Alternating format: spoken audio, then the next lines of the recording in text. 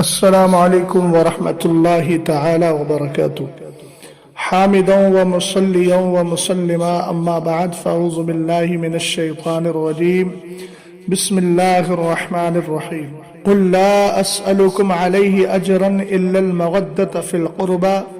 صدق الله العظيم وصدق رسوله النبي الأمين المتين المعين الكريم. صلوا على الحبيب الله رب محمد صلى الله عليه وسلم. نحن عباد محمد صلى الله عليه وسلم. صلاة والسلام عليك يا رسول الله صلی اللہ تعالی علیہ وسلم. کیا بات رضا اس چمنستان کرم کی، کیا بات رضا اس چمنستان کرم کی، زہرائیں کلی جس میں حسین اور حسن پھول. اللہ اللہ نبی کا گھرانہ، یہ گھرانہ وراء الورا ہے، اس میں حسنین اور فاطمہ ہے، اس گھرانے میں مشکل کشا ہے. حضرات گرامی، اہل بیت کا جب تصور آتا ہے تو اہل بیت میں اور پنجتن پاک میں ایک ذات بابرکات جو ترتیب کے اعتبار سے تیسرے نمبر پر آتی ہیں، وہ سیدہ کائنات، مخدومہ کائنات، طیبہ طاہرہ سیدہ ظاہرہ جان احمد کی راحت سیدتنا فاطمۃ الزہرا رضی اللہ تعالی عنہا، مادر حسنین، زوجہ شیر خدا بنت مصطفیٰ صلی اللہ علی ابیہا و علیہا کا خیال ضرور آتا ہے. سیدہ کائنات رضی اللہ تعالی عنہا کو اللہ رب العزت نے یہ مقام و مرتبہ عطا فرمایا ہے کہ سیدوں کا سلسلہ نسب سیدنا مولا کائنات رضی اللہ تعالی عنہ اور سیدتنا فاطمۃ الزہرا رضی اللہ تعالی عنہا سے چلا کرتا ہے. آقا کریم علیہ الصلوۃ والسلام کی جو نرینہ اولاد تھی، حضرت قاسم، حضرت عبداللہ، حضرت ابراہیم رضی اللہ تعالی عنہم، ان کے وصال پرملال کے بعد ابو لہب اور اس کے ماننے والوں نے العیاذ باللہ حضور اکرم صلی اللہ تعالی علیہ وسلم کے لیے کہا بطر محمد الیوم. جب حضرت ابراہیم علیہ رضی اللہ تعالی عنہ کا بھی انتقال ہو گیا تھا، اس کے بعد انہوں نے یہ واویلا مچایا کہ محمد عربی صلی اللہ تعالی علیہ وسلم کی نسل ختم ہو گئی. مشیت الہی اور رحمت الہی جوش پر تھی.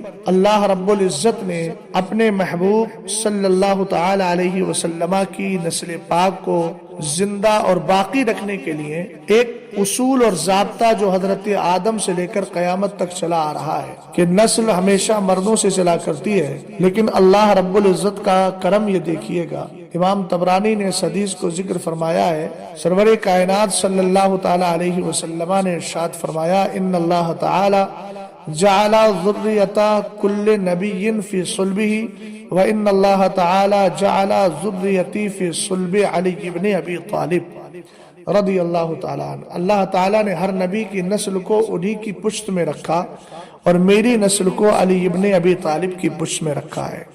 اور سیدہ کائنات رضی اللہ تعالی عنہا کی نسل یہ سادات کی نسل کہلاتی ہے. سیدہ کائنات رضی اللہ تعالی عنہا کی بے شمار خصوصیات میں ایک خصوصیت یہ بھی ہے کہ حضور علیہ الصلوۃ والسلام نے حضرت علی رضی اللہ تعالی عنہ کو یہ منع فرما دیا تھا کہ علی جب تک فاطمہ تمہارے نکاح میں ہے اور بقید حیات ہے تم کسی دوسری عورت سے شادی نہیں کر سکتے. اور یہ حضور علیہ الصلوۃ والسلام کا تشریعی اختیار ہے، قانون ساز نبی ہے، جس پر اعلیٰ حضرت رضی اللہ تعالی عنہ نے منیت اللبیب ان تشریع بید الحبیب نامی پوری کتاب لکھی ہے اس بات پر کہ حضور علیہ السلام جو قانون ساز نبی ہے. جبکہ قرآن فرماتا ہے فَانْكِحُوا مَا طَابَ لَكُم مِّنَ النِّسَاءِ مَثْنَىٰ وَثُلَاثَ وَرُبَاعَ. یہ عام قانون ہے، مگر حضور علیہ الصلوۃ والسلام نے اپنے تشریعی اختیار کا استعمال فرماتے ہوئے ان کو منع فرما دیا تھا. سیدہ کائنات رضی اللہ تعالی عنہا کا یہ مقام و مرتبہ ہے کہ حضور علیہ الصلوۃ والسلام نے ان کو اپنے جگر کا ٹکڑا فرمایا. خود میرے نبی علیہ الصلوۃ والسلام ایک حدیث میں ارشاد فرماتے ہیں جو مشکات شریف کی ہے، جس کو مسور ابن مخرمہ نے روایت کیا ہے. فرمایا کہ فاطمہ تو بضعۃ منی، فاطمہ میرے جگر کا ٹکڑا ہے. فمن اغضبها اغضبنی، جو فاطمہ کو ناراض کرے گا وہ مجھے ناراض کرے گا، یا یریبنی ما ارابہا ویؤذینی ما آذاہا، جس چیز سے فاطمہ خفا ہوگی ناراض ہوگی اس سے میں بھی ناراض ہو جاؤں گا، اور جو چیز فاطمہ کو بری لگے گی وہ مجھے بھی بری لگے گی۔ سیدہ کائنات رضی اللہ تعالی عنہا کا فضل و کمال امام اہل سنت اعلی حضرت فاضل بریلوی نے رضی اللہ تعالی عنہ اپنی کتاب مطلع القمرین میں ایک حدیث کے ذریعے یوں ارشاد فرمایا اور یوں بیان کیا کہ سرور کائنات صلی اللہ تعالی علیہ وسلم ارشاد فرماتے ہیں ان فاطمۃ احسنت فرجہا فحرمها اللہ وذریتها علی النار، بے شک فاطمہ نے اپنی پاک دامنی، عفت، معابی، نکوکاری، پرہیزگاری کا پاس و لحاظ رکھا تو اللہ تعالی نے فاطمہ کو اور اس کی اولاد کو جہنم پر حرام فرما دیا۔ میں اکثر ایک جملہ عرض کرتا ہوں کہ قوم بنی اسرائیل میں جن بچوں کی دیوار کو سیدھا کیا گیا تھا جس کے نیچے خزانہ تھا، سیدھا اس لیے کیا گیا کہ وکانا ابوہما صالحا، ان کا باپ نیک تھا، یعنی 14 پشتوں پہلے یا 40 پشتوں پہلے دادا نیک تھا، تو اس کے تقوی نے صرف خزانہ بچایا اور فاطمہ کے تقوی نے جہنم سے گھرانہ بچایا ہے۔ نسب پاک کا کمال یہ ہے، جو نسب سیدہ کائنات سے چلتا ہے اس کا کمال یہ دیکھیے گا کہ قرآن کہتا ہے فَلَا أَنْصَابَ بَيْنَهُمْ يَوْمَئِذٍ، قرآن پاک کہتا ہے کہ قیامت کے دن اس دن کوئی نسب نہیں رہیں گے، فَإِذَا نُفِخَ فِي الصُّورِ فَلَا أَنْصَابَ بَيْنَهُمْ، جب سور پھونکا جائے گا تو رشتے اور ناطے سب ختم ہو جائیں گے۔ لیکن سرور کائنات صلی اللہ تعالی علیہ وسلم سے جو بواسطہ فاطمۃ الزہرا رضی اللہ تعالی عنہا رشتہ ہے وہ رشتہ کبھی ختم نہیں ہوگا۔ حدیث پاک ہے کلو سبب و نسب تنقطع یوم القیامہ الا سببی و نسبی فإنہا موصولۃ فی الدنیا والآخرہ، فرمایا جو بھی رشتے ہیں، جو بھی ناطے ہیں وہ سب قیامت کے دن ختم ہو جائیں گے۔ قرآن کہتا ہے یوم یفر المرء من اخی و امہ و ابی و صاحبتہ و بنی، جب مرد اپنے بھائی سے، اپنی بیوی سے، گھر والوں سے بھاگتا ہوگا اس وقت سیدہ کائنات کا جو رشتہ ہے اس کو اللہ نے یہ مقام و مرتبہ عطا فرمایا کہ وہ باقی رہے گا۔ سرور کائنات صلی اللہ تعالی علیہ وسلم فرماتے ہیں فَإِنَّهَا مَوْصُولَةٌ فِي الدُّنْيَا وَالْآخِرَةِ، چونکہ یہ دنیا میں بھی جڑا ہوا ہے اور آخرت میں بھی جڑا ہوا ہے۔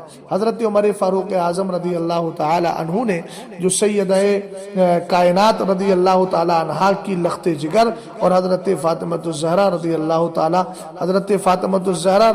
تعالی عنہا کی لخت جگر اور مولا کائنات رضی اللہ تعالی عنہ کی نور نظر سے جو شادی فرمائی تھی اس کی وجہ بھی آپ نے یہی ذکر کی تھی کہ چونکہ یہ رشتہ دنیا میں بھی باقی ہے اور آخرت میں بھی باقی ہے، میں اس رشتے کو اسی لیے قبول کر رہا ہوں تاکہ میرا رشتہ سرکار علیہ السلام سے آخرت میں بھی باقی رہے، جاری و ساری رہے۔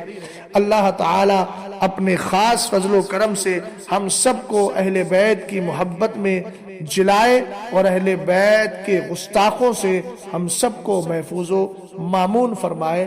السلام علیکم ورحمۃ اللہ تعالی وبرکاتہ۔